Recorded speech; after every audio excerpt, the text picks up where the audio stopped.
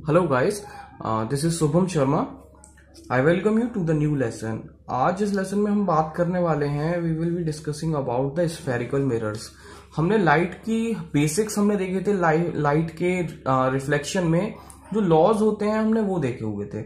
अब हम देखेंगे कि ये जो लाइट का रिफ्लेक्शन जिस वजह से हो रहा है, रिफ्लेक्शन का मतलब कि एक पोर्शन से लाइट अगर जाके स्ट्राइक करती है किसी पॉलिश्ड सरफेस पे और वहां से जाके वो रिटर्न बैक हो जाती है, तो हम इसे रिफ्लेक्शन ऑफ लाइट कह रहे थे। तो ये रिफ्लेक्शन ऑफ लाइट एक्चुअली कहां से होती है? तो यार देखो, एक सिंपल एग्जांपल अगर मैं दूं, आप बाइक जब ड्राइव करते हैं, आपने बाइक देखी होगी, तो बाइक के साइड में तो साइड मिरर्स लगे होते हैं। साइड मिरर्स लगे होते हैं, ये रिफ्लेक्ट करने के बाद में आपको कुछ वहां दिखाते हैं, जो दिखता है वो इमेज होती है। अब आपको यहां से एक चीज समझ में आ गई होगी कि पॉलिश्ड सरफेस जिनसे रिफ्लेक्शन होने के बाद में इमेज क्रिएट होता है, दैट आर कॉल्ड मिरर्स।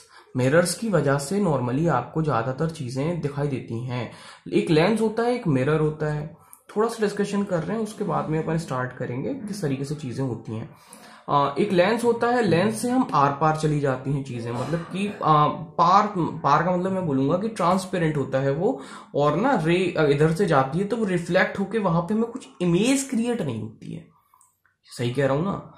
अब चलते हैं स्फेरिकल मिरर की हम बात करते हैं। यार देखो, कुछ नहीं है, सिंपल क्या है इसमें कि लाइट जो है हम बात कर रहे हैं जिस चीज की, वहां पे स्फेरिकल चीज आपको यहाँ स्क्रीन पे दिख जाएगा। अच्छे से मैंने डाल रखा है, वैसे आप देखेंगे कुछ इस टाइप का होता है।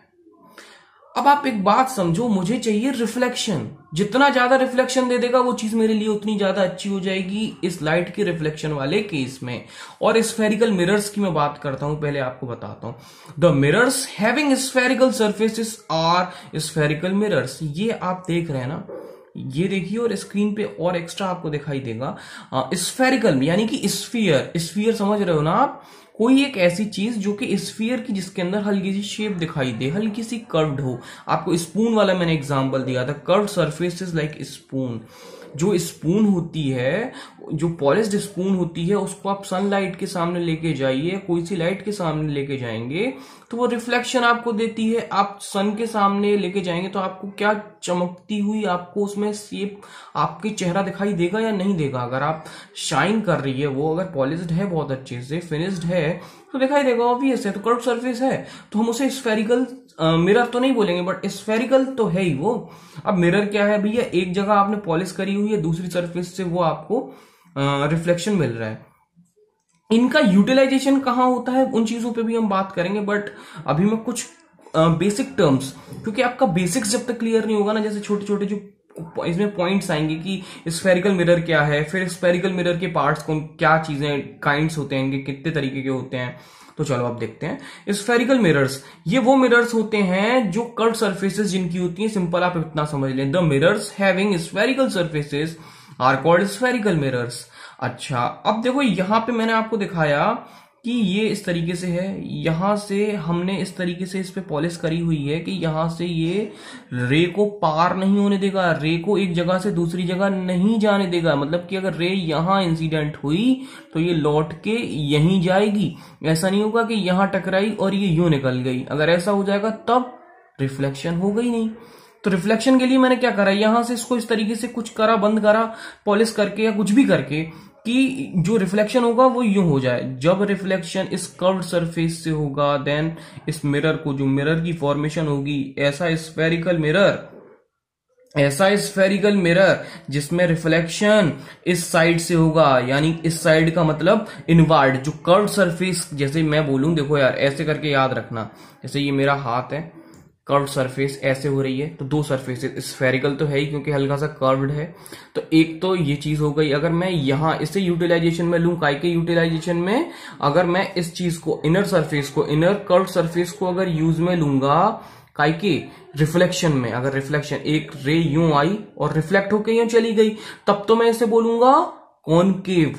और अगर मैं इसे यूटिलाइजेशन में लूंगा, इधर वाले पोर्शन को रिफ्लेक्शन के यूटिलाइजेशन में लूंगा, देन कॉन्वेक्स मिरर।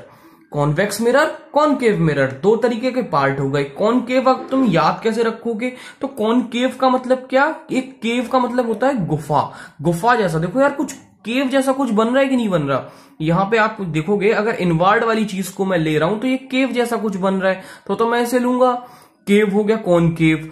अब और कॉन्वेक्स दूसरा बचा वो कॉन्वेक्स। अब चलो देखते हैं। Concave mirror is a spherical mirror whose reflecting surface is curved inward and faces towards the center। मतलब अब यार कोई भी, अब ये सेंटर वर्ड यूज हुआ है, ये क्या था, ये भी सेंटर एक नया वर्ड यूज हो गया। तो यार देखो सिंपल, अगर कोई स्फेयर है, spherical mirrors are the parts of spheres, sorry spherical mirrors तो स्फेयर की तरह ही होते हैं। एंड कॉनकेव मिरर क्या है, कॉनकेव मिरर स्फेरिकल सरफेसेस का पार्ट ही तो होते हैं। पूरा अगर स्फेरिकल सरफेस यूं है, आपको स्क्रीन पे दिख रहा होगा, आपको अभी स्क्रीन पे दिख रहा होगा, तो उस तरीके का ये पूरा है। अभी यहां पे, अब मैं यहां दिखाता हूं, ये देखो यहां पे अगर ये इस तरीके से पूरा है, तो इसका ये जो स्फीयर, जिस स्फीयर का ये इतना सा रिफ्लेक्टिंग सरफेस पार्ट होगी, उसका कोई ना कोई सेंटर होगा, that centre is the centre. आगे बात करेंगे इस चीज पे। अच्छा, कॉन्वेक्स मिरर क्या है, a spherical mirror whose reflecting surface is curved outside. मतलब जब मैं ये वाली पोर्शन को काम में लूंगा, ये यहां से रे आई, यो टकरा के वापस आ गई, तब मैं बोलूंगा कॉन्वेक्स। कॉनकेव मतलब जब केव वाली चीज को मैं यूटिलाइजेशन में ले रहा हूं रिफ्लेक्शन के, तो कॉनकेव मिरर। कॉन्वेक्स मिरर जब मैं आउटसाइड कर्व्ड सरफेस को ले रहा हूंगा, तब ये होगा। ठीक है, चलिए अब हम कुछ टर्म्स, जैसे कि ये सेंटर आया, ऐसे ही इसकी कोई रेडियस भी होगी। इन चीजों को किस तरीके से डिफाइन करते हैं, हम बस थोड़ा सा वो देख लेते हैं। आज हम केवल उतनी ही चीजें रखेंगे, बेसिक टर्म्स, और इसके बाद में आगे हम धीमे से लेके आएंगे, धीमे धीमे आपको। और ना मैं इतना बता दूं कि आपको पेन पेपर लेने की दोबारा जरूरत पड़ने वाली नहीं है, यहीं आपको पूरा तैयार करा दूंगा, प्रिपेयर करा दूंगा, आपको यहीं सारा कुछ याद हो जाएगा। बस घर जाकर रिवाइज करना है, आराम से रिवाइज करो, लिख लो, और बस बने रहो हमारे साथ में, आराम से सारा कुछ हो जाएगा दोस्तों। अच्छा, अब हम पढ़ते हैं कि ये पोल क्या है। यहाँ टर्म्स हमने पढ़े, तो सेंटर ऑफ कर्वेचर मैंने आपको बताया, सेंटर ऑफ कर्वेचर से देखते हैं। सेंटर ऑफ कर्वेचर, ये इमेज दिख रही है आपको, ये फिगर जो मैंने बनाया हुआ है, ये जो कर्व्ड सरफेस है, इतनी कर्व्ड सरफेस रिफ्लेक्टिंग सरफेस की तरह स्फीयर का एक पार्ट है, जिसे मैं यूज कर रहा हूं। किस चीज में यूज कर रहा हूं, रिफ्लेक्शन सरफेस के तरह, रिफ्लेक्टिंग सरफेस। रिफ्लेक्टिंग सरफेस अगर इनवर्ड वाली है, तो ये कॉनकेव मिरर हो गया। मैंने कॉनकेव मिरर का एग्जांपल लिया है, ये है। अब यहां से लेके यहां तक अगर मैं इसका यूटिलाइजेशन कर रहा हूं, तब क्या होगा कि ये जो है, इसका जो सेंटर, इस स्फीयर का जो सेंटर होगा, वही इसका सेंटर होगा। सिंपल, ये चीज समझ में आ गई। इस सेंटर को ही हम क्या कहते हैं, सेंटर ऑफ कर्वेचर। चलो इसे हम सी से डिफाइन करते हैं, और इसे हम लिख क्या देते हैं, the reflecting surface of a spherical mirror forms a part of sphere. ये जो है रिफ्लेक्टिंग सरफेस है, स्फीयर का पूरा एक पार्ट ही तो फॉर्म कर रही है। इतना आधा, ये इमेजिनेशन से मैंने पूरा कर लिया, तो ये पूरा स्फीयर हो गया, लेकिन मैंने तो इतना लिया हुआ है, तो this is a part of the spherical mirror. तो the sphere has a centre, जो स्फीयर था ओरिजिनल, उसका कोई सेंटर था। This centre is called centre of curvature of the spherical mirrors. पहले भी समझा चुका हूं, फिर से रिवाइज हो गया, याद हो गया होगा। पोल की बात करूं तो जो रिफ्लेक्टिंग सरफेस मैंने ली है, इसका भी तो बीच में कोई पॉइंट होगा। रिफ्लेक्टिंग सरफेस जो मैंने ली है, यहां से लेके यहां तक जो मेरे काम की थी, अब इसे भूल जाओ कि जो इमेजिनेशन भी कुछ है, केवल इतनी रिफ्लेक्टिंग सरफेस है। इसका जो सेंटर होगा, वो सेंटर मैंने यहां माना, पी से लिखूंगा इसे, पी। तो ये क्या लिखा है, the centre of the reflecting surface of a spherical mirror is called pole. ये रिफ्लेक्टिंग सरफेस है, इसका सेंटर पी है, इसको ही मैं पोल कहता हूं। रेडियस ऑफ कर्वेचर, सीधी बात आप जानते हैं कि सेंटर से लेके उसकी बाउंड्री तक, उस स्फेयर की बाउंड्री तक की जो डिस्टेंस होती है, दैट इज कॉल्ड रेडियस। तो रेडियस ऑफ कर्वेचर क्या है, सिंपल कर्व है, इस वजह से मैं कर्वेचर कह रहा हूं। इमेजिनेशन आपको फिर से देखनी पड़ेगी। सेंटर टू बाउंड्री तक जो डिस्टेंस है, सेंटर टू पोल का डिस्टेंस जो होगा, मैं उसे रेडियस ऑफ कर्वेचर कह रहा हूं। The radius of sphere of which the reflecting surface of a spherical mirror form a part. Simple यार, वही चीज है, इसमें कुछ नहीं है कि मतलब ये जो रिफ्लेक्टिंग सरफेस जिस स्फेयर का एक पार्ट होती है, उसकी पोल पे, उसके सेंटर पे, सेंटर ऑफ कर्वेचर से जो डिस्टेंस होती है that is called radius of curvature. R से डिनोट करते हैं। Radius of sphere of which the reflecting surface of a spherical mirrors forms a part is called radius of curvature of the mirror। आगे समझ में। Principal axis की अगर मैं बात करूंगा तो आप एक ऐसी इमेजिनरी लाइन तो नहीं बोलूंगा, बट हाँ आप एक ऐसी लाइन सोच लो जो सेंटर से और पोल से होकर क्रॉस कर रही है। एक सेंटर और पोल से होकर अगर जाएगी तो ये वाली जो लाइन होगी ना, इस लाइन को आप क्या कहेंगे, इस लाइन को क्या कह रहे होंगे? आपको यहाँ दिख रही होगी, स्क्रीन पे मैं दिखा दूंगा आपको, जो दिख रही है यहाँ पे सेंटर ऑफ लाइन जो है, आपको क्या बोलेंगे? आप इसे बोलेंगे principal axis. The line passing through centre of curvature and pole of the mirror, this is called PC. ये पीसी जो कि आर के बराबर भी है, बट लेकिन एक चीज ध्यान रखना, ये सेंटर और इससे होकर जो पास हो रही है ना, ये वाली लाइन को हम प्रिंसिपल एक्सिस बोलते हैं।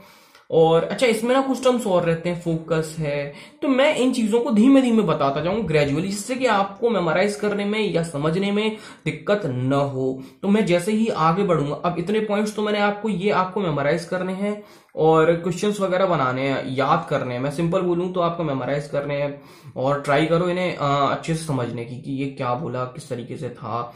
एक बार में समझ में नहीं आए मेरे को पूछो आप कमेंट बॉक्स में डाल के। अगर वीडियो अच्छा लगा लाइक करो, और जो भी सजेशंस हैं please drop in the comment box. और चैनल अच्छा, अगर आपको सब कुछ सही लग रहा है और भी इस तरीके से चाहिए, प्लीज सब्सक्राइब करें, शेयर करें जितना आप कर सकते हैं। And thank you very much.